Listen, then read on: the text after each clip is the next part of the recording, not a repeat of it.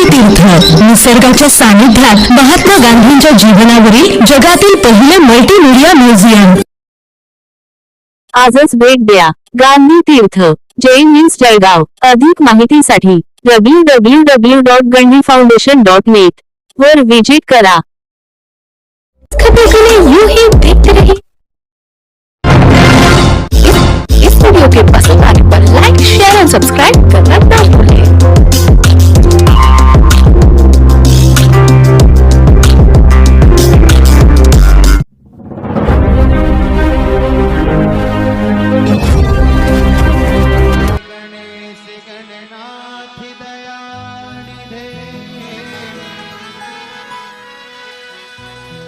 सकल विघन कर दूरी हमारे, मम बंधन स्वीकार करो प्रभु। शरण शरणे हम आए तुम्हारे।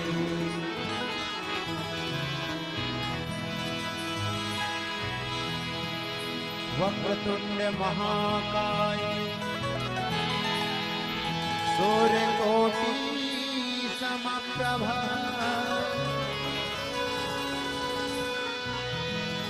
निर्विघ्नं कुरु मे देव। सर्वकार्येषु सर्वदा।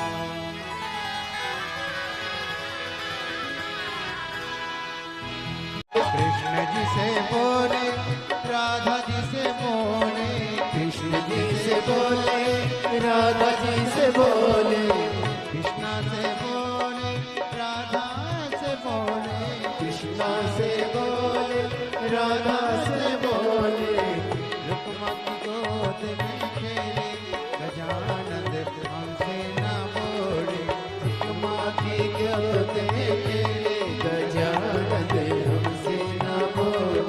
मंदिर के आसपास खेले ब्रह्मा से बोले विष्णु से बोले, ब्रह्मा से बोले विष्णु से बोले।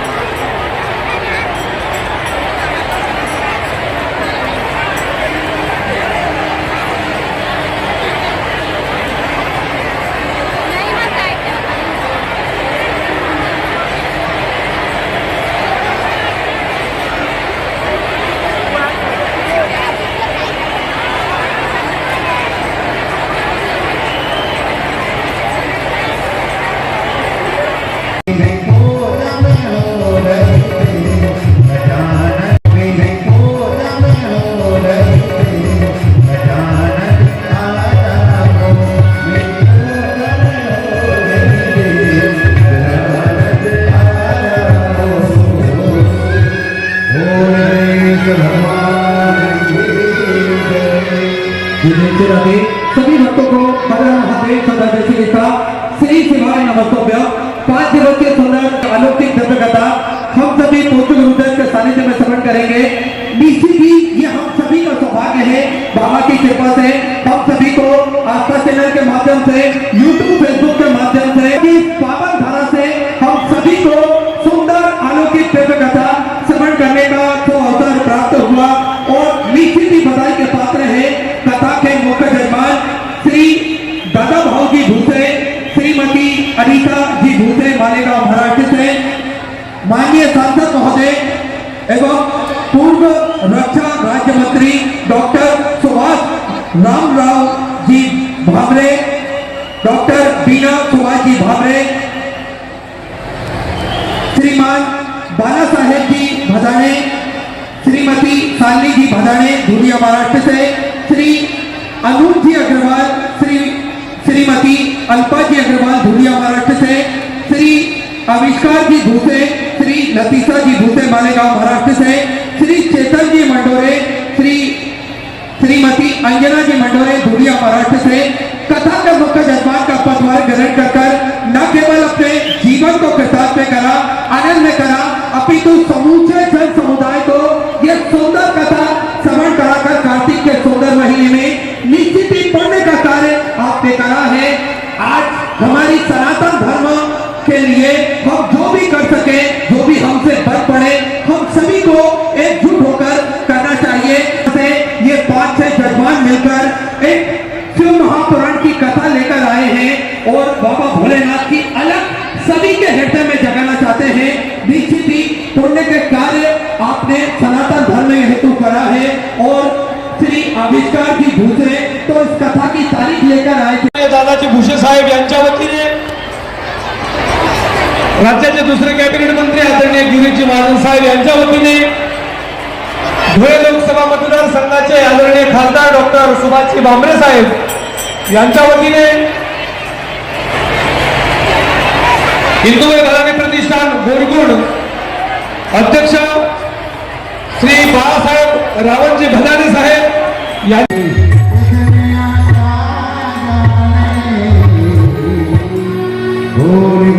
भगवान की जय जय श्री राधे। सभी भक्तों को हर हर महादेव सदा जय श्री कृष्णा श्री शिवाय नमस्तुभ्यं। पूज्य गुरुदेव का अर्पण हो चुका है। गुरुदेव व्यासपीठ पर माचासीन हो चुके हैं। आप सबकी तरफ से व्यासपीठ को नमन करते हुए हम सबके प्रिय, हम सबके लाडले ठाकुर कल्लू जी महाराज के चरणों में नमन करते हुए परम सत्य परम आदरणीय विश्वविख्यात पूज्य गुरुदेव के पावन चरणों को नमन करते हुए और आप सभी सिख भक्तों के चरणों में नमन करते हुए सुंदर कथा के तीसरे दिवस में हम सभी प्रवेश करेंगे। उससे पहले जिन दानदाताओं ने, जिन बाबा साहब ने मंदिर, गौशाला, वृद्धाश्रम अन्य क्षेत्र में अपनी स्वर्गराशि प्रदान करी, उन सभी पवनशाली पुण्यशाली दानदाताओं के नाम श्री पूजा जी झा बापी गुजरात से सुंदर 2500 रुपए की स्वर्गराशि आपने समृद्ध की बात बताई। सुंदर आपके स्वर्गराशि की रीना जी की तरफ से भोजपुर राजस्थान में सुंदर 1801 रुपए की स्वर्गराशि आपने समृद्ध की। स्वाति जी चंद्रकांत छत्तीसगढ़ से सुंदर 1100 रुपए, सूरज बाजी की तरफ से सोलापुर महाराष्ट्र से सुंदर 2100 रुपए की स्वर्गराशि आपने समृद्ध की। गोपाल में धाम मध्य प्रदेश से 1111 रुपए गैला चंदी भट्ट की तरफ से फरीदाबाद हरियाणा सुंदर 1100 रुपए की स्वर्गराशि आपने समृद्ध की। प्रीति केसर की तरफ से यूएसए से आपने सुंदर जो इतने बड़े सांसद तक पर बैठ जाता है वो कथा में समय नहीं दे पाता। पर भामरे जी आपको बहुत बहुत साधुवाद है जो आप कथा में पूरा समय उसके लिए शिव कृपा से भगवान देवादिदेव महादेव की करुणा से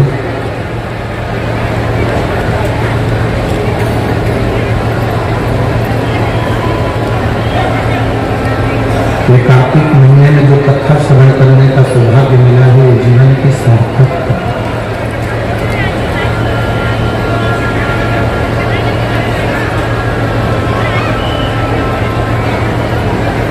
भूलने वालों को जो अवसर भगवान शिव ने दिया है ये ऐसे नहीं मिल रहे। तो संपूर्ण दुनिया वासियों ने जो एक लोटा जल देवादिदेव महादेव को चढ़ाया, ये महादेव ने उनकी सुनी।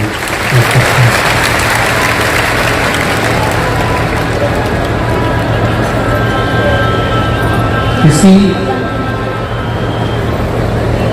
एक की प्रतिज्ञा से नहीं, संपूर्ण क्षेत्रवासियों की प्रतिज्ञा से ये कथा आप और हम तक पहुंचे।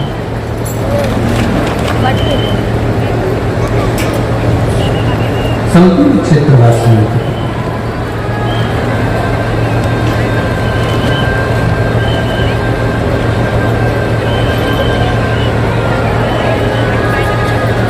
और जब तक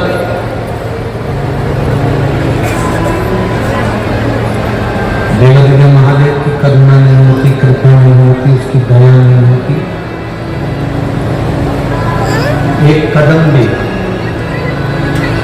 हम भगवान की ओर नहीं जा सकते। कई लोग कहते हैं गुरु जी कलयुग चल रहा है,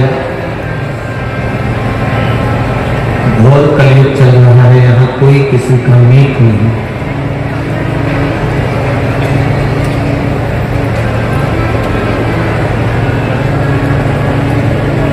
हम कहते हैं भगवान देवादिदेव महादेव से प्रार्थना करो, भगवान शिव को धन्यवाद दो कि इस घोर कलयुग में जहां भाई भाई को मारने दौड़ता है,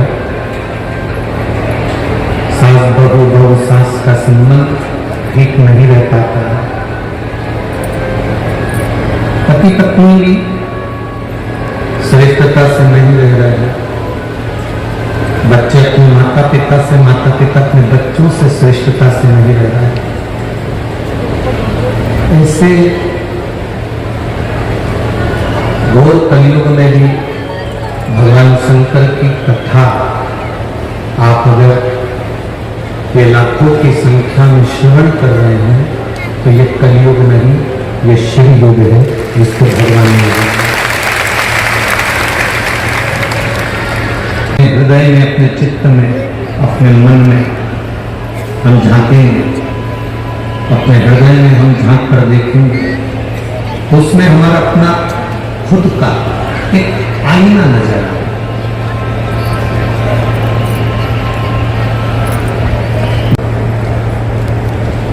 कहीं बहुत दूर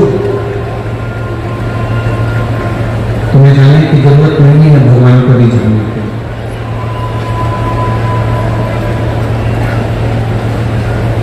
अगर जाना ही है तो अपने भीतर कभी एकांत में बैठकर, आपको जैसे मथुरा कोसी की कथा में कहा था, एकांतेश्वर मां,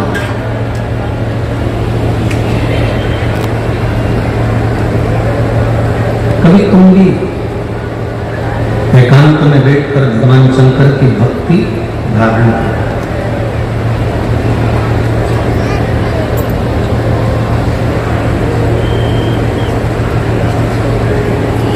दो चीजें बड़ी कारगर होती है,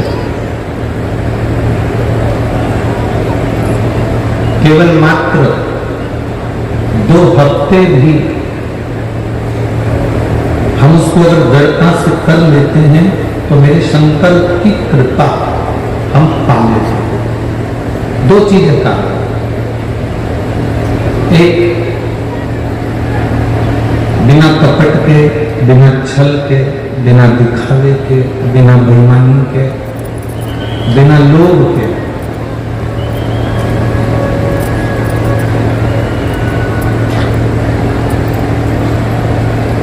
श्री शिवाय नमस्तुभ्यं मंत्र का जाप बेलपत्र के वृक्ष के नीचे बैठकर करना।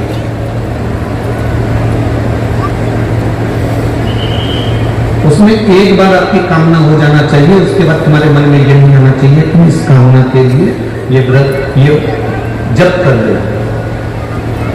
शुरू दिन आप जब बेलपत्र के पेड़ के नीचे बैठे, शुरू दिन जब आप बेलपत्र के वृक्ष के नीचे बैठकर कामना कर एक बार अपने मन में आ जाना चाहिए कि मैंने इस कामना से श्री शिवाय नमस्तुभ्यं मंत्र का जाप किया।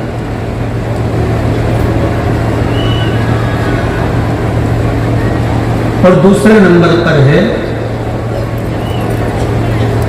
जब बेलपत्र का पेड़ कहीं सूख गया और किसी के यहाँ पर बेलपत्र का वृक्ष जब सूख जाता है तो उस वृक्ष को लोग निकाल देते हैं, तोड़ देते हैं, काट देते हैं, निकाल देते हैं। अगर किसी के यहाँ पर बेलपत्र का पेड़ कट गया हो, सूख गया हो, सूखा हो, किसी के काम नहीं आ रहा हो, तो वहां से बेलपत्र के वृक्ष की थोड़ी सी जड़ के पास का भाग लेकर आना और उसका चंदन जैसी मुठिया बनाना और उसको फिर घिस कर मेरे देवादिदेव महादेव को जब जल चढ़ाने जाओ तब वो बेलपत्री का चंदन मेरे महादेव को लगाकर हरे वृक्ष को नहीं तोड़ना। जो वृक्ष सूख गया, जो वृक्ष पूर्ण तरह से साल भर हो गया, 1.5 साल हो गया, 2 साल हो गया, किसी किसी के यहाँ का पेड़ कटने वाला है, सूख चुका है, बेकार हो चुका है, लोग उसे निकालना चाह रहे हैं, उसकी अगर थोड़ी सी लकड़ी थोड़ा सा भाव मिल जाए, उसका घिसा हुआ चंदन देवादिदेव महादेव को समर्पित हो।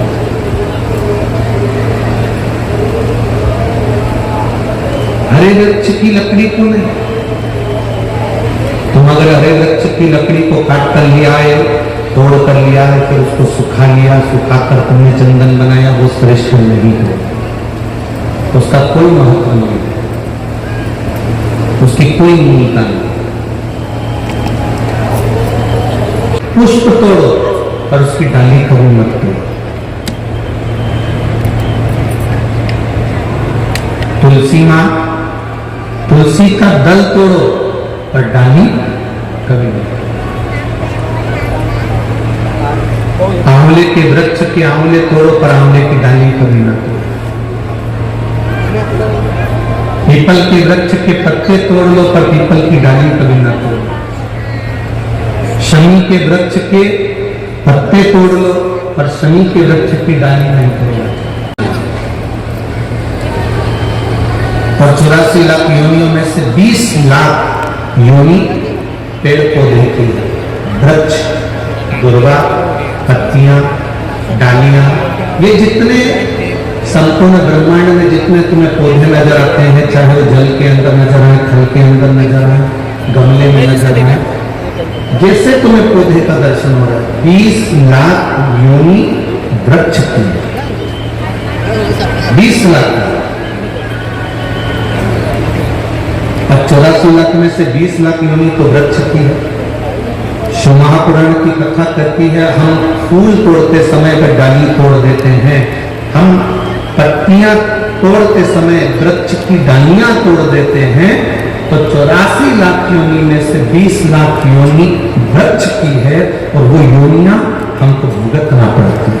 इसलिए केवल पत्तियां, आपको पत्ती की जरूरत है, बेलपत्र की जरूरत है,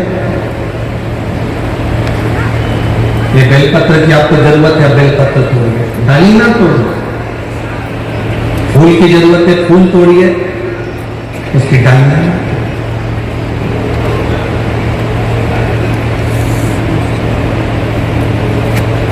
कई लोगों का ऐसा भाव होता है कि ढेर सारी डालियां तोड़ के ले आते हैं और मोहल्ले में पत्तियां बांटते हैं और सोचते हैं मैंने पुण्य कमाया। नहीं नहीं, पुण्य की प्राप्ति नहीं। एक बड़ा सुंदर संवाद आता है।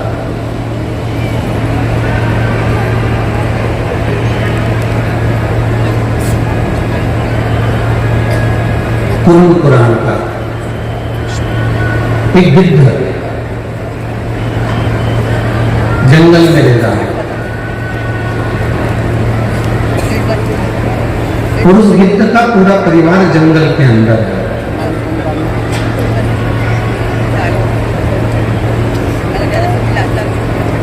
गिद्ध जंगल में है, गिद्ध का परिवार जंगल में है, वन में रह रहा है, वन विचरण कर रहा है। अब गिद्ध करता क्या है, उसका तो काम एक ही है, मांस नोचना, मांस को खा।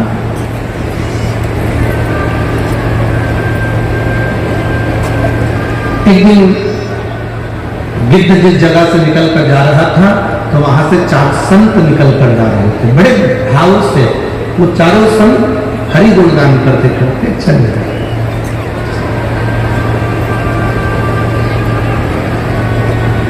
भगवान का भजन करते करते, प्रभु का नाम लेते लेते चले। संत तो संत है, जहां से निकलता है वो सुगंध फैलाता हुआ है।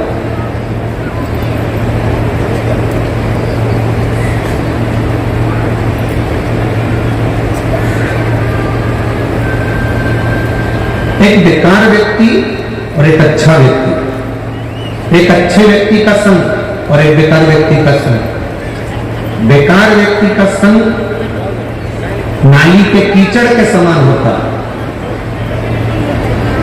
अगर नाली के कीचड़ को नहीं हिलाओगे, तुम सोचो कि ये बदबू नहीं मारेगा, तो भी वो नाली का कीचड़ उसके पास बैठे रहोगे तो वो बदबू मारेगा। और अच्छे व्यक्ति का संग इत्र की तरह होता है, वो जहां से लगाकर जाएगा उसके पास वाले को सुगंध जरूर देता होगा। करने के लिए इसलिए लेकर आए क्योंकि वो बेटी अब पानी भी पीने लगी है और भोजन भी करने लगी है, इसीलिए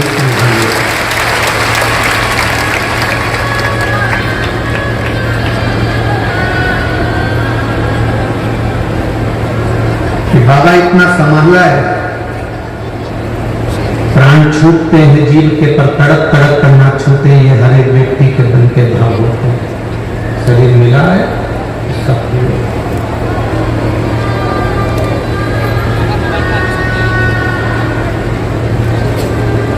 पहले पूरी की पूरी लेटी रहती थी, शुद्ध नहीं थी, देखती नहीं थी।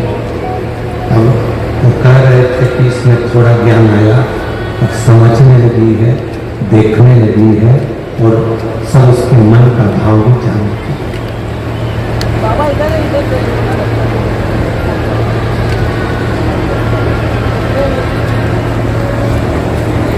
संगत का असर, आपके भजन का असर, आपकी भक्ति का असर जरूर व्यक्ति, भक्ति का असर जरूर है, संगत का असर जरूर है, वो छूटेगा नहीं।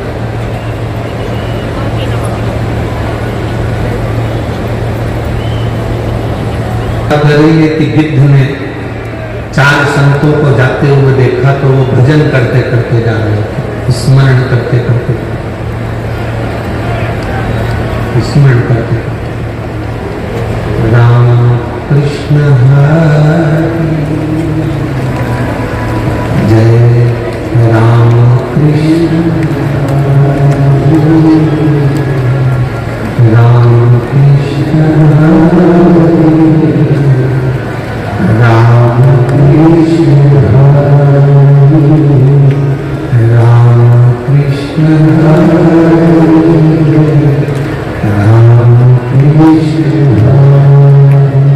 भजन करते करते जा रहे हैं, स्मरण करते करते। अब गिद्ध को लगा कि संत जा रहे हैं तो क्यों ना थोड़ा सा ये क्या बात करते करते जा रहे हैं, मैं जाऊं इनकी सुनते सुनते।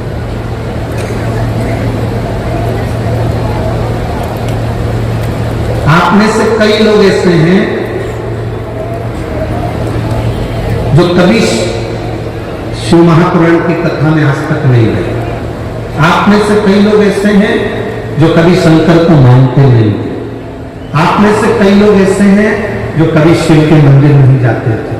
आप में से कई लोग ऐसे हैं अगर पड़ोसी भी जल चढ़ाने जाता था तो हंसते थे, पर जब धीरे धीरे आप अच्छी संगति में आए और आपने शिव जी को पहचानना प्रारंभ करा, तब बाबा को जान गए और बाबा को आप छोड़ते नहीं हो, बाबा का भजन करो।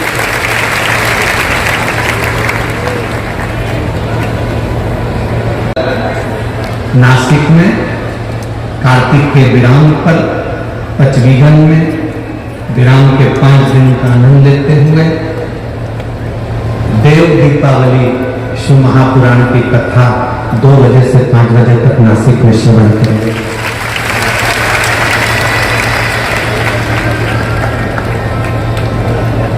एक अभिलाषा लेकर गिद्ध पीछे पीछे चल रहा है। संत आपस में बात करते करते चले और संतों ने आपस में बात करते करते कह दिया कि जब कोई भगवान का भक्त, जब कोई संत, कोई भगवान का भक्त, भगवान का गुणगान करने वाला, भगवान की भक्ति में डूबने वाला, शंकर की आनंदमय लीला का धारण करने वाला, शिव चर्चा में डूबने वाला, रामकृष्ण पांडुरंगा हरि विठल का स्मरण करने वाला, दत्त प्रभु का नाम का स्मरण करने वाला, शिव के नाम का स्मरण करने वाला, राम के नाम का स्मरण करने वाला, कृष्ण के नाम का स्मरण करने वाला, जब कोई श्रेष्ठ भक्त कहीं से निकलता है तो उसके चरणों की जो रज होती है, उस रज में अगर गिद्ध के पंख भी उस रज का स्पर्श कर लेते हैं तो गिद्ध के पंख भी सोने के हो जाते हैं। गिद्ध के पंख भी सोने के हो जाते हैं। ये गिद्ध ने सुन लिया।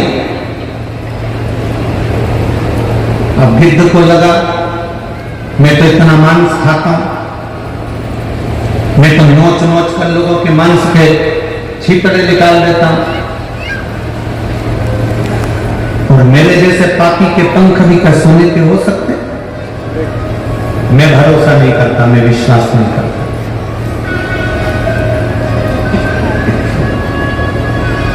ये मेरा भरोसा नहीं है, मेरा विश्वास है।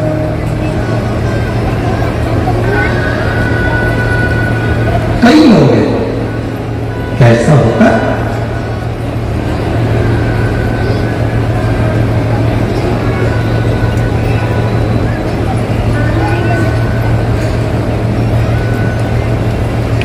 एक बात आपसे पूछें, जिसका लीवर और जिसकी किडनी, कभी डॉक्टर से पूछना, जिसका लीवर जिसकी किडनी पूरी खराब हो चुकी हो, एकदम समाप्त हो चुकी हो, या जिसका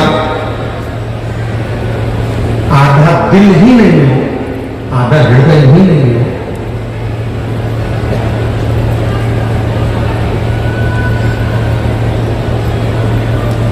तो वो क्या संसार में बहुत दिन टिक सकता, बहुत दिन रह सकता?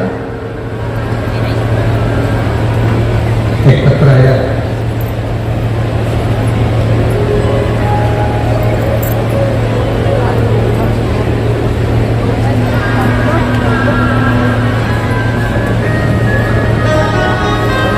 सोकांचल सचिन पाटिल, कटगांव, तहसील 40 गांव, जिला जलगांव। मोबाइल नंबर ये है, कहीं बैठी हो तो हाथ दिलाइएगा। तो अपने सोकांचल सचिन पाटिल आइए, हाथ मिला दो ऐसे, एक बार वापिस मिला दो। ठीक, बच्ची आई आपके साथ में, क्लोज कर देखिए, बच्ची है आई, बच्ची को थोड़ा सा ऊंचा करो। जितने लोग एलईडी पर देख रहे हैं वो एलईडी में देखेंगे, जितने लोग आस्था चैनल पर देख रहे हैं आस्था चैनल पर देखेंगे। अगर नजदीक में होते तो हम आपको मंच पर बुला देते। मेरी बेटी 11 साल की है, उसकी हिसाब से उसकी हाइट बहुत कम लग रही थी, इसलिए हम उसको जलगांव के हॉस्पिटल में लेकर गए। डॉक्टर ने उसके बहुत सारे टेस्ट करवाए, तब डॉक्टर ने बताया कि उसमें एक टेस्ट रिपोर्ट मुंबई भेजना पड़ेगा। बच्ची की रिपोर्ट मुंबई गई, मुंबई से जांच करा कराई तो मालूम पड़ा कि इस बच्ची का लीवर पूरा डैमेज हो चुका है, किडनी पूर्ण तरह से, लीवर और किडनी बेकार हो चुकी है, जो कारगर नहीं है। मुंबई का इलाज हॉस्पिटल का प्रारंभ किया। हमें समझ में नहीं आ रहा था कि हम करें तो करें क्या, लेकिन मेरी बेटी ने एक बात अपने मुख से कही, मां आई तो चिंता मत कर। सीवर वाला महाराज कहता है कि शंकर है, और जब महाराज कथा कहता है ना तो वो कहता है कि कथा वाचने वाला भी शंकर है और कथा सुनने वाला भी शंकर है। जब कथा वाचने वाला शंकर है ना मां, अगर कथा वाचने वाला शंकर है तो उसकी बात झूठी नहीं हो सकती। मेरा लीवर, मेरी किडनी वापस काम करेगी, तो चिंता मत कर। मां दवाई प्रारंभ होने लगी, लीवर किडनी पूरी डैमेज। तब हमने डॉक्टर से कहा मुंबई के, आपसे हाथ जोड़कर निवेदन है कुछ दिन की छुट्टी दीजिए। छुट्टी लेकर आए, महादेव को जल चढ़ाया, सीहोर गए, रुद्राक्ष लाए, पानी में गलाया, शिव जी को चढ़ाया, आचमन कराया। 15 दिन के बाद हम मुंबई वापिस जांच कराने के लिए गए तब डॉक्टर हैरान में पड़ गए कि बेटी का किडनी और लीवर दोनों काम करने लगा। अब ठीक है बाबू, हाथ हिला दो एक बार। हाँ, हाथ हिला दो। श्री शिवाय नमस्तुभ्यं। ठीक, ये शिव है। ओहो,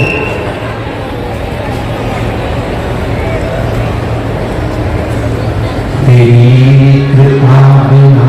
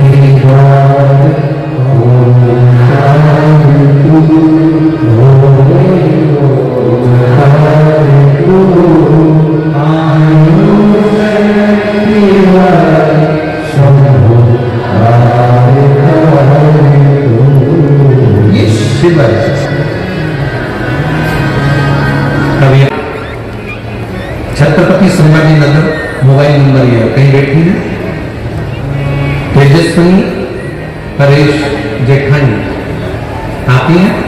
बच्चा लाइए साथ में, थोड़ा सा ऊंचा कर दो। नहीं कैमरे में। ये जो बच्चा आप देख रहे हैं, इस बच्चे को डॉक्टर ने कह दिया था इसका हार्ट आधा नहीं है। इस बच्चे का जो हार्ट है वो आधा नहीं है, ये डॉक्टर ने कहा था। इस मां ने भगवान देवादिदेव महादेव को जल चढ़ाना प्रारंभ करा और शिवजी पे चढ़ी हुई बेलपत्र को पाना प्रारंभ करा और बाबा की कृपा से 10/8/2023 को जब बच्चे ने जन्म लिया तो डॉक्टर भी अचंभित, इसका पूरा हार्ट काम कर रहा था और पूरा शरीर अच्छा। थोड़ा ऊंचा कर दो बच्चे को, थोड़ा सा, ठीक है। हर हर देखिए, देखिए शिव कथा, शिव की भक्ति, शंकर का स्मरण, शिव का गुणगान होता है।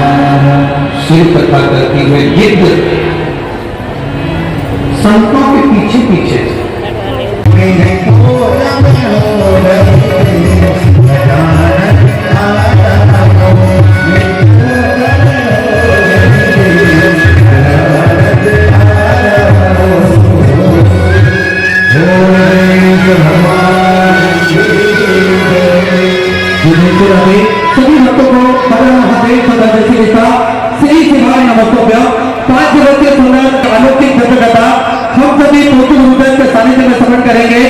निश्चित ही ये हम सभी का सौभाग्य है, बाबा की कृपा से हम सभी को आस्था चैनल के माध्यम से, यूट्यूब फेसबुक के माध्यम से, इस पावन धारा से हम सभी को सुंदर अलौकिक दिव्य कथा श्रवण करने का तो अवसर प्राप्त हुआ और निश्चित ही बधाई के पात्र है कथा के मुख्य मेहमान श्री दादा भाऊ जी भूसे, श्रीमती अनीता जी भूसे मालेगांव महाराष्ट्र से, माननीय सांसद महोदय एवं पूर्व रक्षा राज्य मंत्री डॉक्टर सुभाष रामराव जी भामरे, डॉक्टर बीना सुभाष जी भामरे,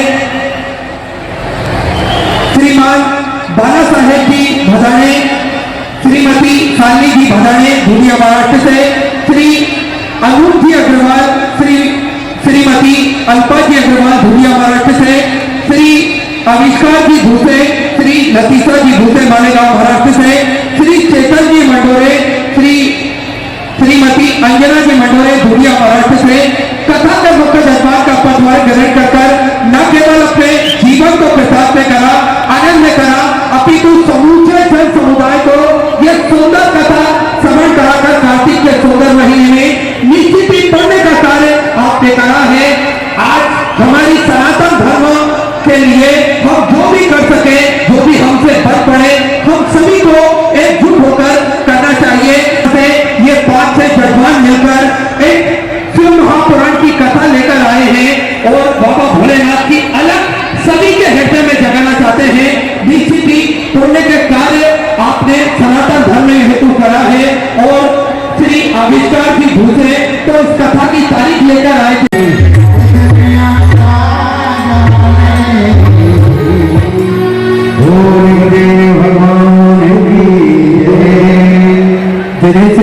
सभी भक्तों को हर महादेव का जैसे गीता श्री शिवाय नमस्तुभ्यं।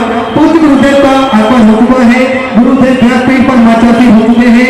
आप सबकी तरफ से व्यासपीठ को नमन करते हुए हम सबके प्रिय, हम सबके लाडले ठाकुर कदू जी महाराज के चरणों में नमन करते हुए परम सत्य परम आदरणीय पूज्य गुरुदेव के भाव चरणों में नमन करते हुए और आप सभी सिख भक्तों के चरणों में नमन करते हुए सुंदर कथा के तीसरे दिवस में हम सभी प्रवेश करेंगे। उससे पहले जिन दाताओं ने, जिन महासाओं ने मंदिर गौशाला व्रताश्रम अन्य क्षेत्र में अपनी स्वर्गराशि प्रदान करी, उन सभी पवनशाली पुण्यशाली दाताओं के नाम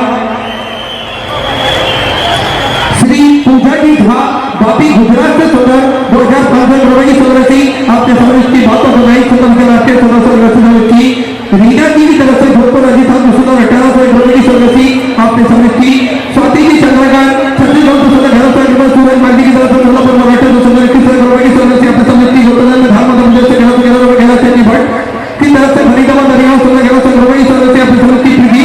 केसर की तरफ से यूएसए से आपने सुंदर